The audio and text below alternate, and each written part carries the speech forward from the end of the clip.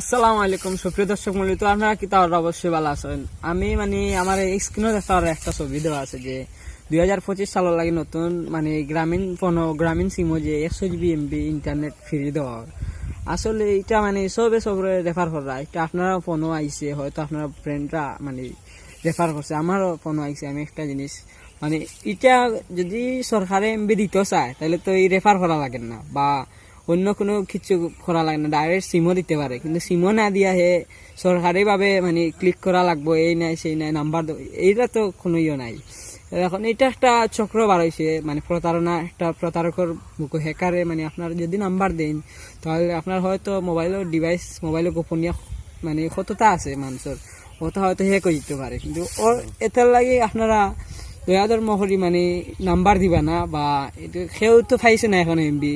আর যদি সরকারি দিতেও চায় ডাইরেক্ট ভাবে দিতে পারবো, সিমও সরকারের কাছে নাম্বার আছে।